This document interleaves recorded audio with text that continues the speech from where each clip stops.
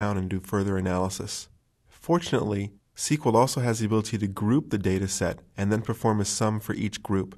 This diagram illustrates how SQL can group or separate or segment the data set into several smaller groups based upon values specified for certain columns.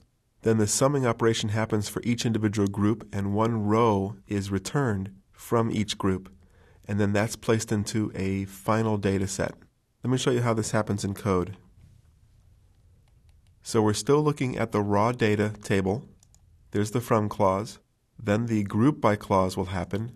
And so for every category listed, it will segment that out, separate it into a separate group, one per category. Then it will go ahead and calculate the count, sum, average, min, max. We can also list the category here as well, which brings us to an important point. When you're doing an aggregate query, let's scroll back up to here. Notice that every column was an aggregate function. And that makes sense because if we are returning a single row, we can only return aggregate or summary data. We can't return a specific value from one particular row, because which row would we choose? Now when we're getting to the grouping, the legal columns would be any type of aggregate function or any type of group by column that we selected.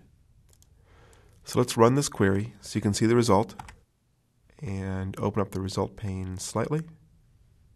As you can see, there are three categories. So the group by function broke the result from the raw data into three separate, you can think of them as separate data sets, and then calculated the sum, the count, the average, and the min and the max for each category.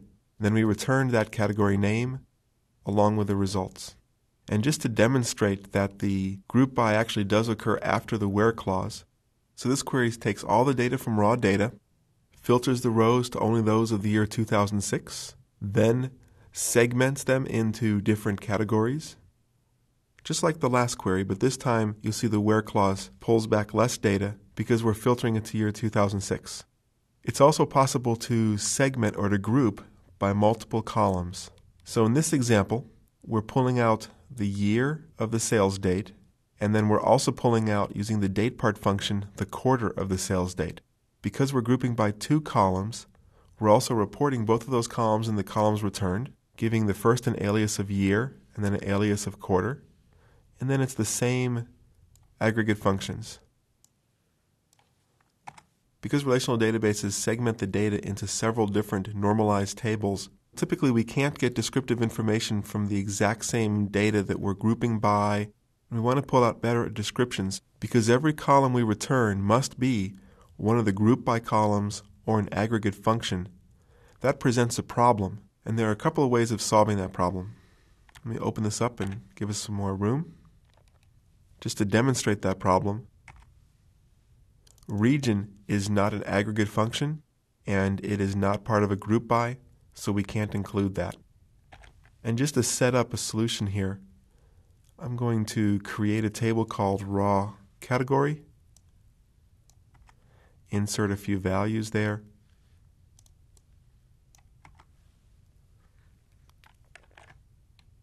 so now we have a table called raw category with a good description of X, Y, and Z, and if we want to include that category name, here we've done a join so we can go get to the raw category table, and we've included the category name. But this will still cause a problem because category name is not part of the group by, nor is it an aggregate function. And in fact, there is the error. There's two ways to solve this. The cheesy way is to go ahead and just include category name as part of your group by. That's redundant. It'll cause performance problems in production environments. But if it's just an ad hoc quick query, hey, it's the simple way to get things done. And there's the result, and yes, we can see category name now listed because we include that in the group by. If it's a production environment, a much better solution is to use a subquery. This is a simple subquery. It doesn't reference anything in the outer query. We can run it by itself. We can get the result. The subquery now with the alias of SQ, and this is being used as a derived table. We can take the category column and join that with raw category ID in the category table, and that's how we can pull out the category name from the category table. The advantage here is that SQL Server only has to group by one column, not looking up any other columns or doing any other additional checks. So for a large production system,